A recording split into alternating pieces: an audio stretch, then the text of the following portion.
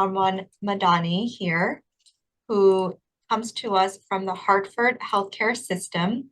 He is an obesity medicine specialist who completed his residency training at the Yale Waterbury Internal Medicine Residency Program.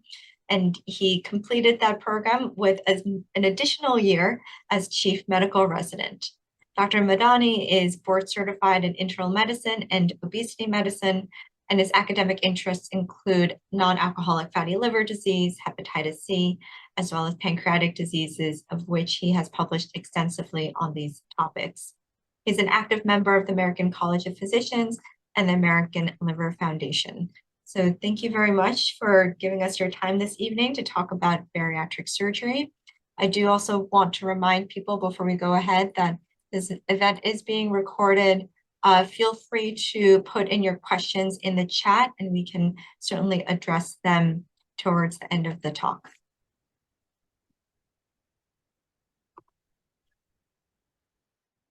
Wonderful. Thank you for the introduction.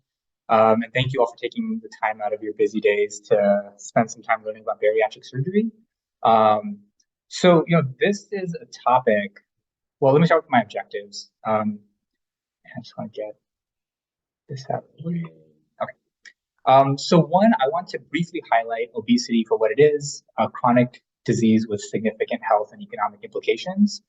We'll discuss several surgical interventions with particular attention to the lap band surgery, sleeve gastrectomy, Roux-en-Y bypass. If there's time, I'll talk about some additional surgical techniques. Each technique we can spend an hour or more talking about each one in depth. So for the purpose of this talk, given how much time we're going to be spending together, I'll just try to go over what I feel are the most kind of pertinent points. I won't be talking about novel endoscopic interventions like balloons and plications, but I will try my best to get through more than what's listed here. And then finally, we'll highlight some important postoperative complications using case examples.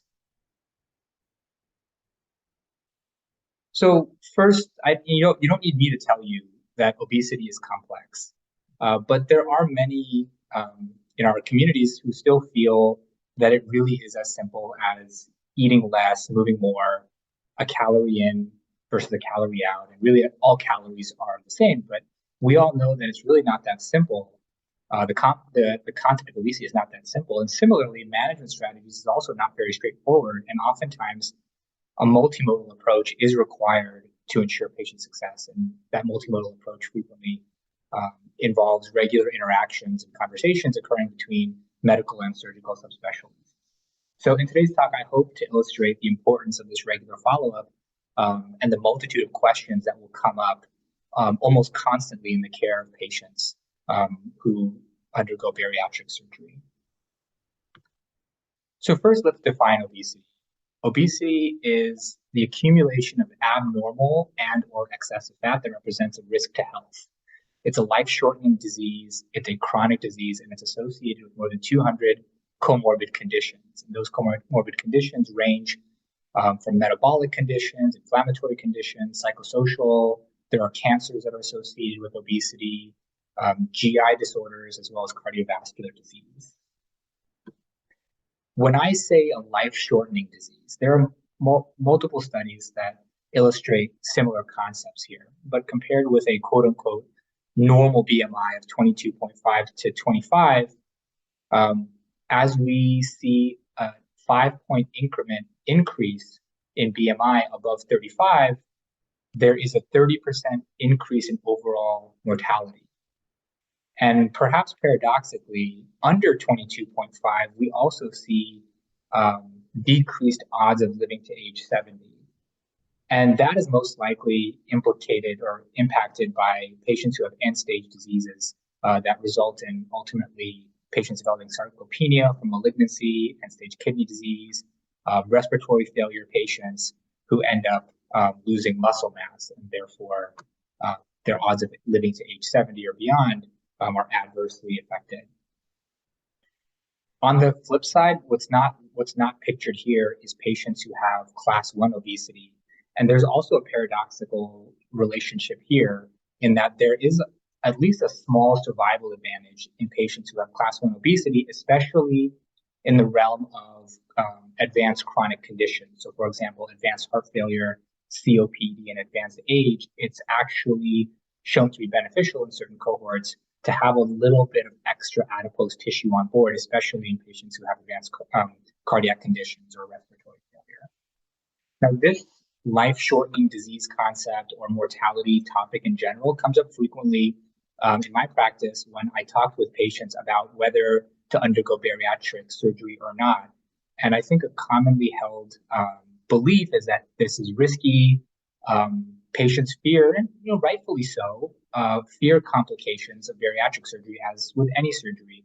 But it's important to point out, and I'll go over this in my talk, that complications are relatively low in the world of bariatric surgery. And on the flip side, in patients who have a multitude of metabolic comorbidities, their risk of developing advancements in those comorbid conditions, which can lead to significant morbidity and mortality, is quite a bit higher than the risk that they would otherwise experience with bariatric surgery.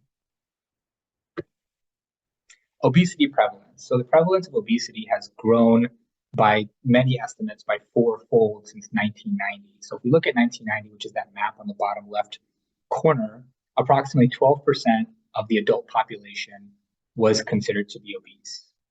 In 2000, that number increased to 26%. In 2010, that number increased to 34%. And by latest estimates, the prevalence of obesity amongst adults in our country is 42%. Now, if you include patients who have an elevated BMI above 25, that number increases from 42% to well over 70%. So, we should all just think about that. I think it would be an exercise in futility to try to come up with another common or any other comorbid or chronic condition that has that kind of numbers and shows that kind of growth. Now, the economic burden of obesity.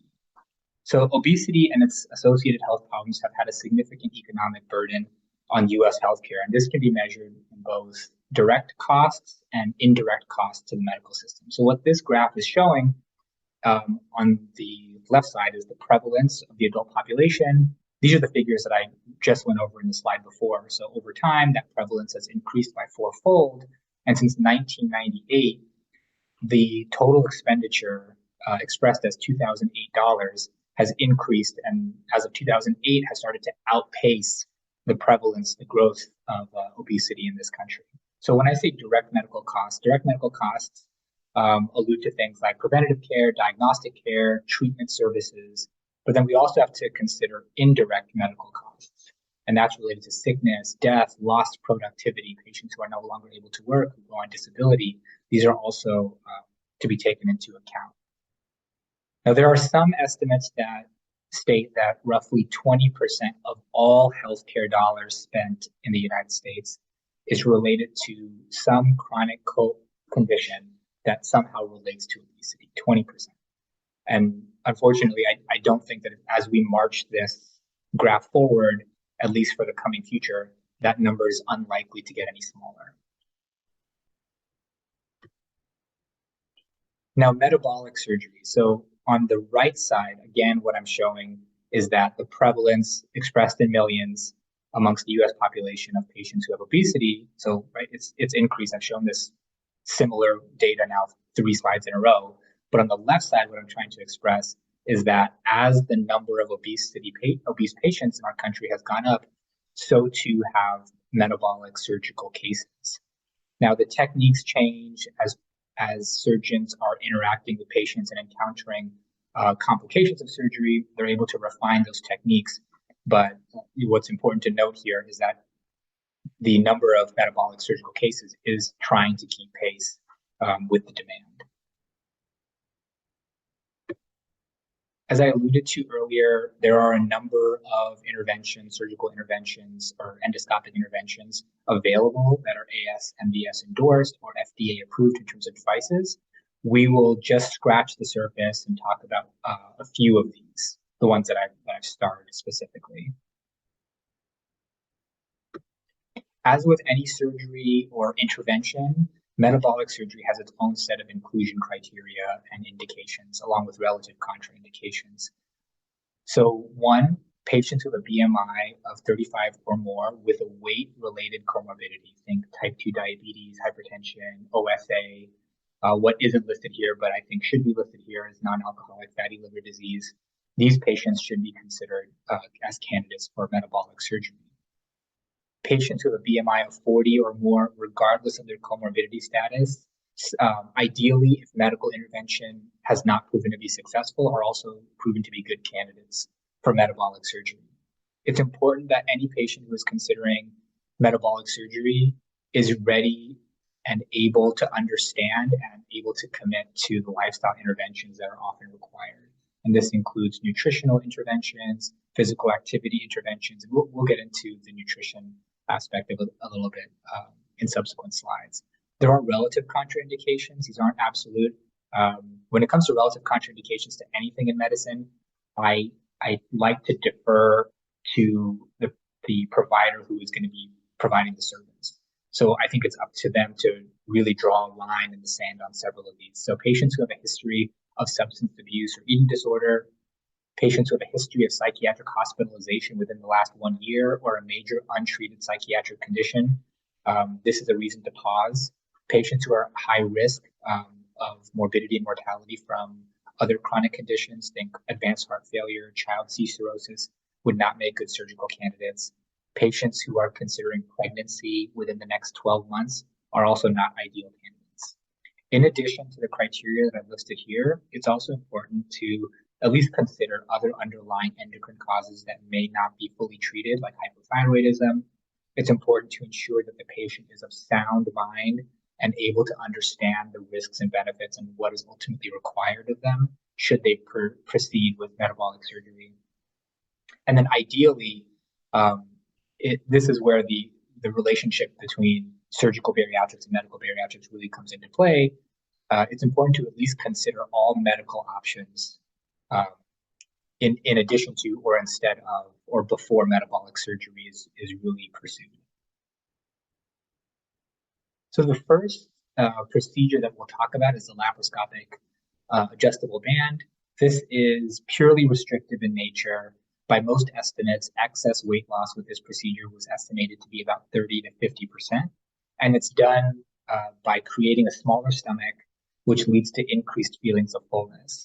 In general, this is falling out of favor due to high reoperation rates and adjustments. So the best way to think about a lap band surgery is that it's really transitioning into a historic operation. Something like 1% of centers in the United States are actually performing new lap band cases. So it's not common at all. That's not to say it wasn't preferred at the time. In the early 90s, when it really came to popularity, this was thought to be the ideal procedure because it was reversible, it was minimally invasive, and it was shown to be effective. Regarding the technique, it essentially involves an inflatable band being placed around the stomach close to the gastroesophageal junction. This often includes part of the gastric fundus, as is depicted here in this image. So the overall result is that with this adjustable lap band, patients experience a squeezing sensation in the stomach. It creates a smaller stomach pouch and leads to a prolonged sense of fullness, thereby suppressing appetite. Complications. So with complications pertaining to really any surgery, we can think about short-term complications and long-term complications. So for the purpose of today, we will define perioperative complications as those occurring within 30 days and then late or long-term complications occurring after 30 days. So as you can see, the main perioperative complications are really quite low. Death rate of 0.1%, very low wound infection rates, VTE, very low rates of leak. So perioperatively, this is a very safe procedure traditionally. Long-term complications, however, have proven to be more significant, especially with things like band slippage, which have been estimated in the 3 to 5% range. These typically will present after 2 to 5 years. Esophageal dilation, band erosion, and overall the need for revision. Now, this is variable. There are some cohorts that have estimated 15 to 30%, whereas I've come across other cohorts that have reported that 50 to 70% of their patients had to undergo some type of revision or just removal of the lap band entirely. Now, there are too many to count in terms of how many cohorts that one could find that discuss complications related to lap band. These are just three of them that I thought were interesting because they highlight some different findings. So the first one in 2006 on the left highlighted a band erosion rate of 9.5% amongst their cohort. Overall, I think that this is a bit high, but it's impressive, 9.5%. And then major reoperation required in 21%. The next article in 2014, the next cohort, demonstrated a 44% failure rate due to inadequate weight loss or unmanageable symptoms. And then the article or the cohort in 2011, this one was a little bit different because it highlighted that once a patient undergoes a lap band, they are at risk of 3 to 5-fold increased morbidity rate should they decide to pursue a different bariatric surgery or metabolic surgery, specifically the Roux-en-Y. Those patients tend to have a longer average operating time, and then they spend more time in the hospital post-operatively. So our first case is that of a 62-year-old female who underwent lap band surgery 10 years prior. She presents with melena, abdominal pain, and hematemesis. Of note, she had been using NSAIDs recently for back pain. She had endorsed feeling lightheaded. She was having heartburn. Fortunately, no syncopal events. She was found to be tachycardic with epigastric tenderness and guaiac positive on DRE. Compared with 1 month prior, her hemoglobin had fallen from 11 to 8.3, and her BUN was 14 1 month ago, and now it's 30. So I think we all agree we're highly suspicious for peptic ulcer disease. Related to her lap band, maybe not. It's been 10 years. It's hard to really differentiate that, but this sounds like a bleed from a peptic ulcer. So the patient was sent for an endoscopy, and this is actually what was seen. So instead of a peptic ulcer on retroflexion, what we're seeing is intragastric migration of the lap band, which had eroded into the stomach, but fortunately hadn't caused any sort of perforation. Symptoms, these patients can present quite broadly. Some patients can present totally asymptomatic, just reporting a loss of sensation of fullness. Like they're not experiencing that same squeeze they were when the lap band was initially placed. They might be experiencing pain, abscess from an infection at the port site. So it's really quite broad. The diagnosis is ultimately made on EGD. And in terms of treatment principles, it's important to treat for any underlying infection should it be present. And ultimately, this band needs to be removed. Easier said than done, as I'm sure you're all wondering. How would one go about removing a band that has migrated into the stomach? So it can be done surgically, but I think that a less invasive way is to do this endoscopically. So there are specific devices, including what I've pictured here, which is a band cutter. Essentially, via endoscopy, the endoscopist is able to apply torque and essentially cut through that band there. Now, if the center in question doesn't have this device, there are some endoscopists who have successfully used gastric bands, essentially the ones that are used to band esophageal varices, to slowly sever the gastric band, and then they're able to remove it essentially endoscopically, not requiring the patient to go through surgery. In terms of mechanism as to why the band erosion happens in the first place, there are two ways to think about etiologies for band erosion. And you can separate them based upon whether the band erosion is occurring as an early complication or as a late complication.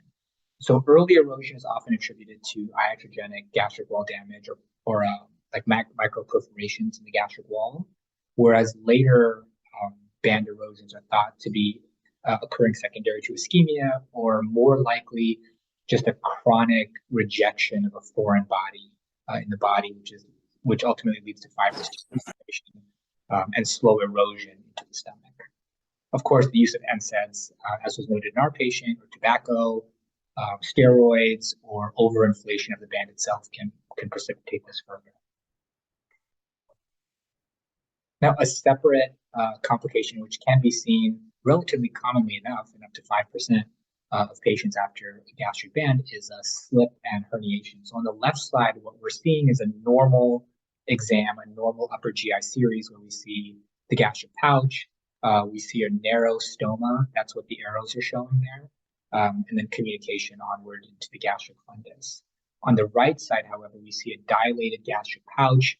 The arrow is actually pointing to a more horizontally oriented gastric band that has slipped.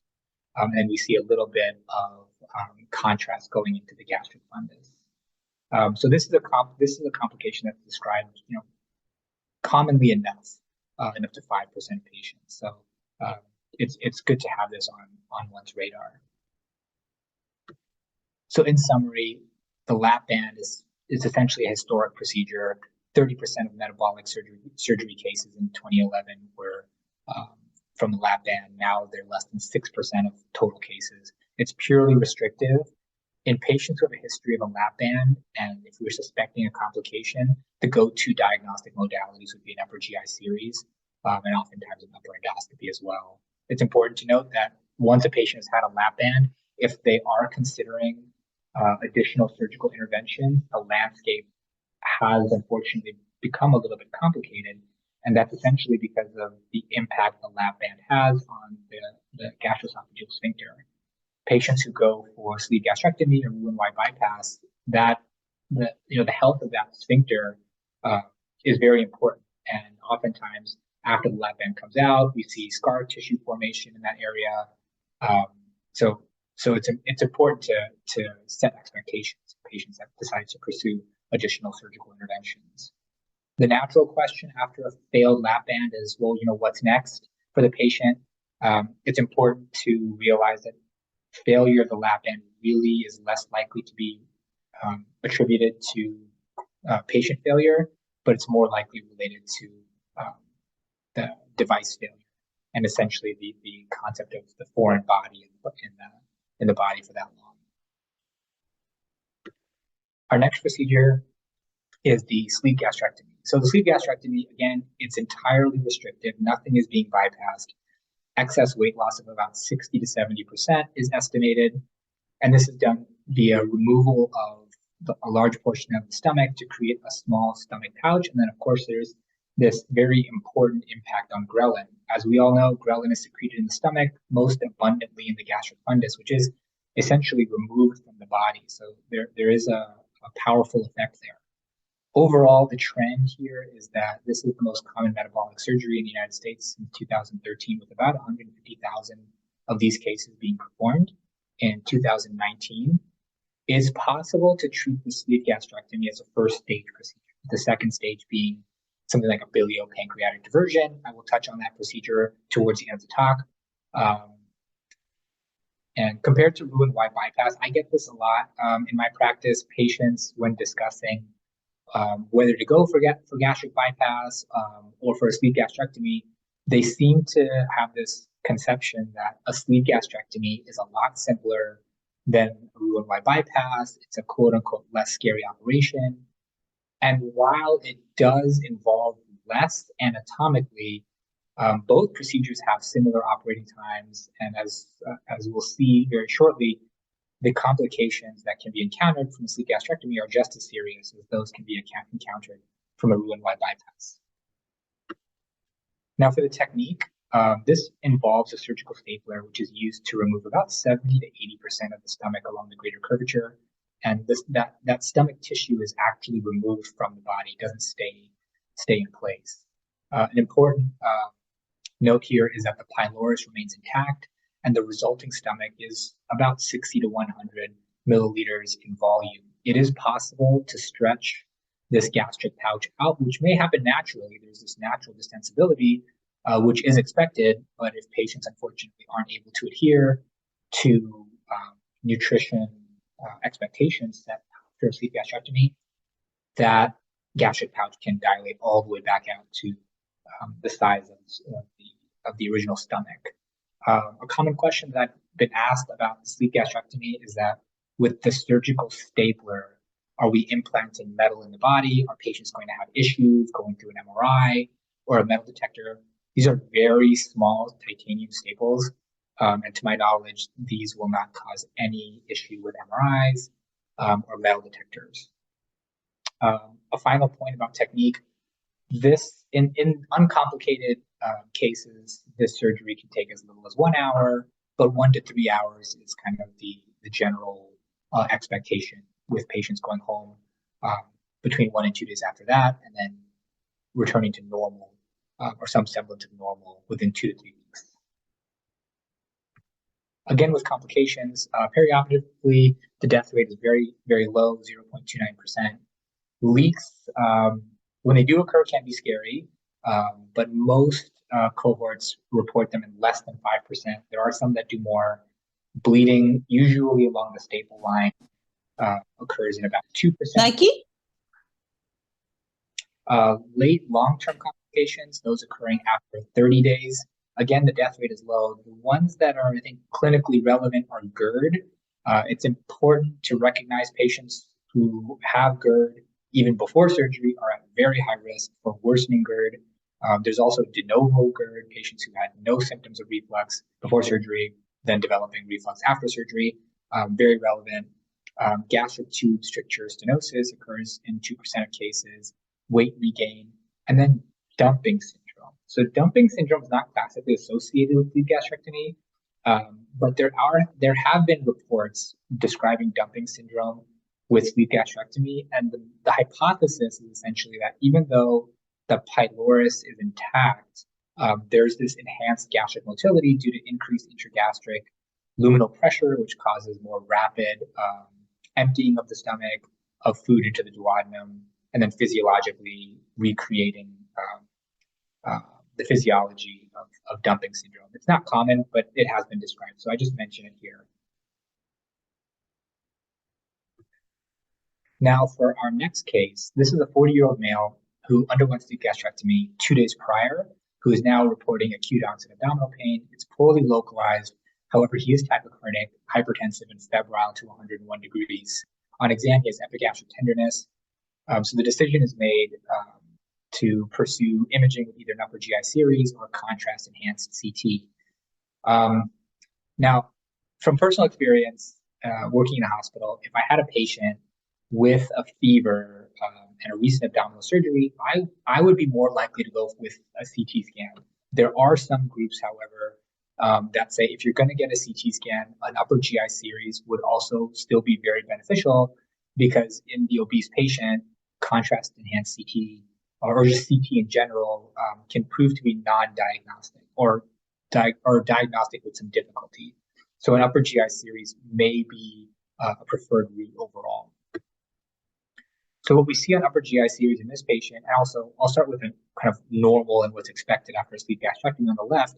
So what we're seeing is a narrow tubular gastric pouch with the distal antrum intact, and then the duodenum following after that. In our patient, however, what we're looking at with the arrows are a small amount of extravasated extraluminal contrast, which extends left laterally from the stomach pouch. This is actually the most common site to detect a leak, and that's what's seen in this patient. It's a common enough complication, and if diagnosis is delayed, can be quite severe. Etiology here also can be thought of as those relating to leaks occurring within like a perioperative time frame versus those occurring later in the perioperative time frame. So mechanical tissue injury, these would be things like maybe an error in the staple actually causing to cause successful separation in the two gastric lumens. Also, overly aggressive dissection can lead to mechanical tissue injury versus patients who present more than 1 week after surgery. This is thought to be secondary to ischemia. Presentations can be quite broad, with some patients being totally subclinical, to those presenting as our patient with fever, to those who present even more severely with hemodynamic instability. For prevention, there have been cases, or at least suggestions made, that in patients that undergo sleeve gastrectomy within 72 hours, should we be doing a routine upper GI series to make sure that there is no leak? So there is a case that can be made for that. Unfortunately, it hasn't been shown that it's foolproof. So it's possible to do an upper GI series within 72 hours, be reassured, and think that we don't have a leak or the patient is not going to develop a leak, and then the patient can develop a leak sometime after that. So that's why routine upper GI series in a patient who's just undergone sleep gastrectomy is not standard of care. Now, management, again, just like with presentations, varies. So patients who are subclinical, who have a leak, they may require drainage with some prolonged bowel rest, but really don't require surgical intervention. However, in most cases, patients do require either surgical exploration or some type of endoscopic suturing. And as I mentioned, there is that subset of patients who present with complete clinical stability, who could be managed more conservatively, but that is not common. Our next case is a 57-year-old male who underwent sleep gastrectomy 2 months prior, who's now presenting in the outpatient setting to his PCP with worsening reflux. Has been steadily losing weight since surgery, totally adherent to the postoperative diet and care. The review system is positive for reflux, which is persistent, worse following meals, and at nighttime when he lies down. Exam is pertinent for epigastric tenderness. This is thought to be secondary to de novo GERD. He did not have GERD before surgery, so we're thinking that this is what's going on here. And he's treated with a course of PPI therapy. Unfortunately, after a couple of months, PPI did not alleviate his symptoms. In fact, his symptoms actually worsened. He started to develop dysphagia, decreased PO intake, and vomiting. So the patient's workup included both an upper GI series and an upper endoscopy. So starting with the upper GI series, so at least part of the hypothesis was correct. It is de novo GERD, but the etiology from the GERD is from a stricture. So what we're looking at here with the arrow is a very narrow gastric tube, which is causing the symptoms of reflux. And then when we proceeded to his upper endoscopy, so upper endoscopy in the case of strictures is primarily thought to be therapeutic with balloon dilation, but of course repeated reflux can cause more serious disruptions to the inner lining of the esophagus, leading to things like Barrett's esophagus, which, as we know, is precancerous. These patients will ultimately require surveillance endoscopy. So what we're seeing here on this patient's endoscopy is some disruption to the inner surface. We see some edema with some friability here, which is what's being pointed out with these arrows. Now, in addition to, on the topic of de novo GERD or just worsening GERD in general, despite the cause, most patients can be managed medically or endoscopically, but there is a role for conversion from a sleep gastrectomy to a Roux-en-Y bypass for several indications, one of them being refractory GERD.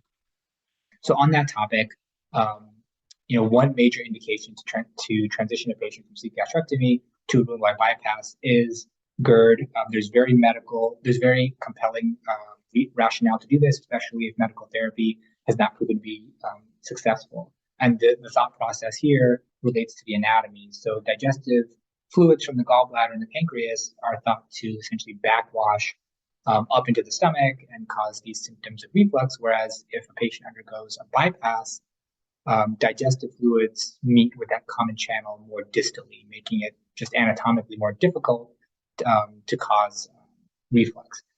In patients who are left with GERD untreated, these are patients who are tending more chronically ill. They're at risk for aspiration. This can cause esophageal spasms, which can be really quite painful. Now, for the second indication, for weight regain, there isn't compelling evidence to suggest that converting a patient from sleep gastrectomy to a Roux-en-Y bypass for the indication of inadequate weight loss is really going to lead to a meaningful additional amount of excess weight loss. There are some cohorts that describe maybe patients will lose an additional 2 BMI points after converting from a sleeve to a bypass, which really isn't enough, I think, to pursue. And a final point on the topic of reflux and esophagitis and Barrett's esophagus. So the ASMBS came out with a position paper in 2021, essentially advocating that screening endoscopies, upper endoscopies, should be considered in all patients who are 3 years out from their sleeve gastrectomy, irrespective of symptoms. And essentially what we want to screen for is a silent Barrett's esophagus. This should be done every 5 years according to the ASMBS. And the rationale here is that, one, symptoms alone do not reliably diagnose or rule out reflux. And this is also based on the fact that in patients who undergo upper GI workup with endoscopy, preoperatively, a significant proportion of them are found to have abnormalities in the esophageal mucosa at that point. So this is recommended so that we don't miss out on a potentially precancerous condition. So in summary, sleeve gastrectomy, this is the most commonly performed operation in the United States when it comes to bariatric surgery. It's purely restrictive. However, there is a significant impact on ghrelin secretion. This should be approached with caution in patients with pre-existing GERD. And also should be noted that de novo GERD can occur in 20% of patients. If we're suspecting complications in patients after a sleeve gastrectomy, upper GI series and upper endoscopies are really the go-to diagnostic tools. So now moving on to Roux-en-Y bypass. Roux-en-Y bypass, again, it's primarily restrictive, but I think at least all of us have heard that this is a malabsorptive procedure. It is malabsorptive to the extent that it's associated with vitamin deficiencies, micronutrient deficiencies, whereas somebody in patients who are truly malabsorptive, for example, patients who have a fat malabsorption, they present with things like steatorrhea. So Roux-en-Y bypass patients don't typically present that way. And the reason I bring this up is I think that the malabsorptive label has been maybe overly applied to the Roux-en-Y surgery. I think that this is related to semantics and also advertising, especially when lap band surgeries were being promoted.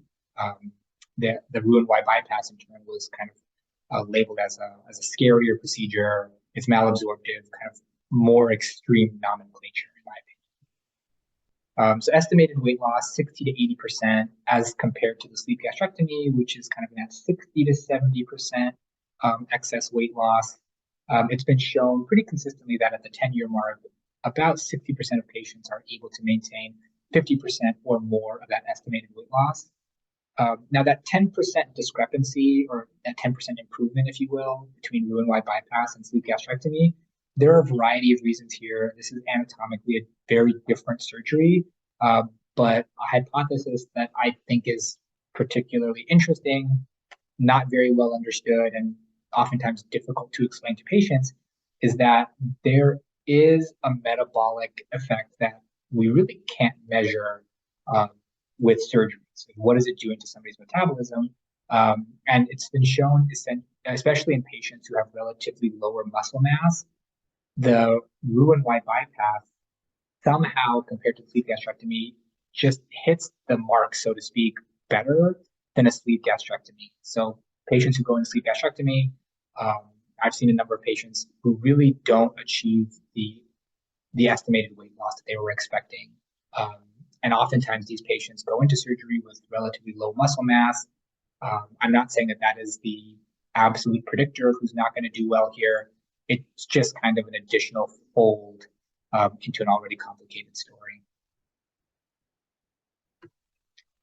The technique, just like with the sleeve gastrectomy, with the Roux-en-Y, a surgical stapler is used to create a smaller stomach pouch, the roux limb of the jejunum, which is divided about 25 to 50 centimeters distal to the ligament of Treitz, is translocated up to the stomach to serve as a gastric outflow. As you can see in the image here, digestive enzymes continue to flow via a jejunal anastomosis. The remaining stomach is, again, between 60 and 100 milliliters. By some estimates, about a third, probably less, of the small bowel is bypassed, mainly the duodenum and part of the jejunum. The pylorus is again bypassed.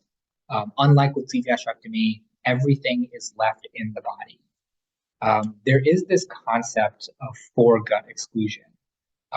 So this is relevant, especially when it comes to, oftentimes I'll get questions about the impact of ghrelin. So if we're leaving the stomach in the body, ghrelin is still present. So how is a Roux-en-Y bypass really accomplishing anything other than just creating a smaller stomach pouch. And that's where the foregut hypothesis comes into play, especially when it comes to metabolic disease. Now, I will preface this by saying that there is more that we don't know about the foregut exclusion theory than we do know. But essentially, what the foregut hypothesis says is that with exclusion of the proximal small intestine from contact with ingested nutrients, it's thought to then produce this direct anti-diabetic effect by preventing secretion of some unidentified duodenal factors that will promote weight gain and lead to insulin resistance and subsequently type 2 diabetes mellitus. Again, that's just a small part of that story. The rest of the story certainly involves the complex world of the gut microbiome, bile salt composition, etc. But the foregut hypothesis essentially states that if we exclude that part of the anatomy, there are these unidentified factors that are playing a role here. The next question I get is the diabetes that I have or that my patient has thought to improve as a function of weight loss only? This further supports the foregut hypothesis because immediately after surgery, we are able to back off on insulin, exogenous insulin that patients take. So that's before they've really lost any meaningful amount of weight. So if it was really a function of weight loss only, we wouldn't be able to do that. It's been demonstrated that 84% of patients with type 2 diabetes are able to discontinue their diabetic medications after Roux-en-Y bypass. And I think that this is at least part of the reason that the International Diabetes Organization has made the recommendation that in patients who have type 2 diabetes mellitus with class 3 obesity, regardless of their A1C, regardless of if their diabetes is controlled or not, that we should at least consider Roux-en-Y bypass in these patients. Now onto complications. Perioperatively, again, death rate very low, 0.38%. Now for leaks occur most commonly at the gastroduodenal junction, but they can occur in other places like the distal esophagus, gastric pouch, the blind limb of the jejunum. Some sources gravitate towards the higher end of the spectrum of 5%, but I think more commonly cohorts will mention leaks occurring in 1% or less of patients. Ileus, obstruction, gastrointestinal hemorrhage. This one's a little bit tricky because that less than 1% figure I have there, that's alluding to patients who ultimately require either transfusion or intervention to manage gastrointestinal hemorrhage. GI hemorrhage is oftentimes difficult or more difficult to pick up on in the obese patient than in the non-obese patient. So this might be a value that's kind of understated. Weight regain does occur in by some estimates, 20% of cases. Dumping syndrome, unlike with sleep gastrectomy, is more relevant in a Roux-en-Y bypass, with some estimates saying that this occurs to 24% of patients at some point, especially more likely to be occurring within the first several months following surgery. Essentially, physiologically, the way that this works is this results from the patient's inability to regulate gastric emptying. Remember, the pylorus is impacted here. So we can't regulate gastric emptying as we once were able to, especially of simple carbohydrates or high sugar loads, which are very osmotic. So if a patient takes in a very sugary meal or a meal that's very high in simple carbohydrates, this leads to a high osmotic load, which leads to rapid gastric emptying. So there's this bolus of insulin that's being released. So patients have this kind of osmotic effect, osmotic diarrhea, followed by hypoglycemia, fatigue, things like that. Internal hernias, anastomotic ulcers, I mentioned here, wide range between 1% and 7%. This is seen more commonly after a Roux-en-Y bypass than a sleeve gastrectomy, and several. There are several other implications here, especially tobacco use, steroids, NSAID use, that can increase the risk of an anastomotic ulcer. So our next case is of a 35-year-old female whose status post Roux-en-Y 10 years prior. She's presenting with acute onset periumbilical pain and left upper quadrant abdominal pain. She's endorsing nausea, vomiting, pain is worse in the supine position. She's tachycardic and hypertensive. She has a mild leukocytosis, but what I think really got everyone's attention was that her lactate was 5.4. Now, her surgery was 10 years ago, so it's really hard to differentiate at this point. Is she presenting with an acute abdomen? Is she presenting with abdominal pathology related to her surgery, or is this completely unrelated to her surgery? And this is oftentimes a question that comes up. So this patient was sent for a CT scan this, with the specific goal of ensuring that she wasn't experiencing some sort of ischemic bowel, acute bowel pathology. So what we see here is really quite indicative of what's called an internal hernia. So the red arrow there is pointing at what's called a swirl sign. When a swirl sign is present, which is not often enough in these cases, which makes the diagnosis quite challenging, it has a sensitivity of 80% or more, specificity of 80 to 90%. It's essentially what we're looking at with the swirl is that with changes in the mesenteries, especially pertaining to stretching and swirling of vessels, mesenteric engorgement, that's what essentially gives this appearance. And unfortunately, as I mentioned, this finding isn't always present, which makes the diagnosis really quite challenging. In cases like this, delayed diagnosis, patients are at risk for bowel infarction, ischemia, perforation, so really a high degree of morbidity and mortality if we're not able to make this diagnosis in a timely fashion. And this is essentially why the bulk of these patients undergo surgical exploration. Some cohorts mention 80% or more of patients undergoing surgical exploration.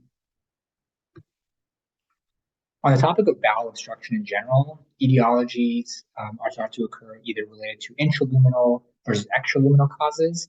Intraluminal causes are not really that common, more related to localized edema, blood clot formation. Extraluminal causes are dominated by adhesions, abdominal wall hernias, and then internal hernias, as we saw in our patient. Incidence of bowel obstruction in these patients between 3 and 6% at the 21 and 36 month mark. The symptoms, unfortunately, are not very specific. Localized abdominal pain, nausea, and vomiting, that could be anything. Diagnosis and management. As I mentioned, imaging is only positive in roughly half of these cases, which is why 80% or more of patients in the cohort that I cited here ultimately went for surgical exploration, with 50% of them being diagnosed intraoperatively. And then briefly, I mentioned the anastomotic ulcer. This is seen in roughly 1 to 7% of cases following Roux-en-Y bypass. The etiology here is that the jejunal side of the anastomosis is more susceptible to hyperacidity, gastric irritation, and then when you fold in patient characteristics like those who have impaired mucosal defense related to tobacco use, NSAID use, steroid use, this just kind of sets them up for developing an anastomotic ulcer. Symptoms can be related to abdominal pain, nausea, vomiting, especially if that area becomes so edematous and strictured. But overall, these patients behave a lot or present a lot like a peptic ulcer disease patient. Diagnosis is ultimately made on EGD. It's important to think about other common etiologies for ulcer formation, such as H. pylori. So it's important to biopsy. The good news is that most of these patients can be managed medically with PPI, Carafate, misoprostol. Of course, discontinuing the offending agents. There's a minority of patients that ultimately require a revision to the anastomosis if they can't be managed medically, but most marginal ulcers can be managed medically. And essentially what the arrow here is pointing out is a marginal ulcer that's cratered just distal to the gastrojejunal anastomosis. Anastomotic leak, I touched on this with sleeve gastrectomy. It can occur the same way in Roux-en-Y bypass. So on the left side, what we're seeing is the gastric pouch, the jejunum connected by that narrow anastomosis. And on the right side, again, the gastric pouch, the jejunal, the anastomosis, but again, left laterally, the most common area for patients to develop a leak. That's what we're seeing here. So in summary, Roux-en-Y bypass, second most common performed bariatric surgery in our country, restrictive and sort of malabsorptive. Positive outcomes, especially in patients with GERD, because unlike sleeve gastrectomy, this is not associated with de novo GERD. You just have to think about the anatomy. Type 2 diabetes mellitus, for gut exclusion theory, if we're suspecting complications, again, upper GI series, upper endoscopies, CAT scans as needed. These are the go-to modalities for diagnosis. But the common thread here is upper endoscopy and upper GI series. So just briefly, I'm going to touch on truly malabsorptive procedures, two of which are biliopancreatic diversion with a duodenal switch, and then there'll be a second one. So this procedure can best be thought of as a hybrid of a sleeve gastrectomy with a Roux-en-Y bypass. So it can be done in stages. So a patient that has a sleeve gastrectomy can then go back for a diversion. So first, we have a sleeve gastrectomy. The pylorus is spared. And then with the bypass portion of it, it's actually the ileum. So we're translocating roughly 80% of the small bowel, truly resulting in malabsorption. Think about fat absorption dependent vitamins like A, D, E, and K. Estimated weight loss is about 80%. For the technique, the surgeon starts at the cecum and essentially measures backward about 100 up to 150 centimeters, making that the common channel. So digestive enzymes continue to flow, but they just meet up with ingested food much later. So they're a very short common channel. For the biliopancreatic diversion with duodenal switch, roughly 2,000 of these cases were performed in 2020. And the final procedure that I'll mention is the SIPS, that's the stomach intestinal pylorus sparing surgery. This is very similar to the biliopancreatic diversion. So again, we have a sleeve gastrectomy, we have a pylorus that remains intact. The way that this differs is that we have a longer common channel. By having a longer common channel, we're hoping to decrease the effects of malabsorption. So whereas with the previous surgery, it was like about 150 centimeters common channel. In this case, we have a common channel that is roughly 3 meters in length. Now, finally, for some key considerations, this is kind of a busy slide. It's not a rule. This is just how I navigate matching patients to the appropriate surgery. And there's a lot of nuance and gray area here. But in patients who tend to present with BMI over 50, 60, 70, it's more likely that they're going to achieve success in terms of loss of excess weight with a surgery that does have some malabsorptive components. So Roux-en-Y, SIPS, diversion. Patients with diabetes related to the foregut exclusion theory, we want to maybe navigate towards a gastric bypass. Patients who have pre-existing GERD, again, bypass because of the anatomy. Patients who have a history of abdominal trauma, they have an upcoming abdominal surgery, they're pending an organ transplant, maybe it would be wise to isolate a smaller portion of the abdomen and go with a sleeve gastrectomy instead of a bypass, especially if the patient is going to be on steroids or an immunosuppressive medication. Sleeve gastrectomies just tend to be more robust, as we saw related to our ulceration example. Patients who come in with severe baseline nutritional deficiencies probably want to steer clear of a malabsorptive procedure, tobacco use, NSAID use. You want to gravitate towards a sleeve gastrectomy because, as we mentioned and as we saw, the jejunum can be more sensitive to offending agents compared to a sleeve gastrectomy.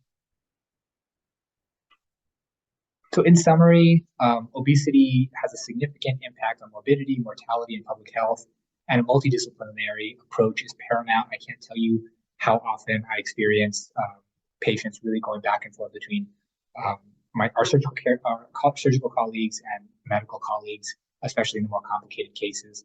The prevalence of obesity has quadrupled since 1990. Advancements in collaborations in medical and surgical bariatrics must keep pace. Lap band, historically, it's a historic procedure at this point. And I think that the most important takeaway here is that if we understand or have some basic understanding of the anatomy and physiology here, we'll be able to more successfully match our patients to the appropriate surgery. So with that, that's the conclusion of my talk. I want to thank everyone for your attention. If there are questions that I can help clarify, I'd be happy to do that.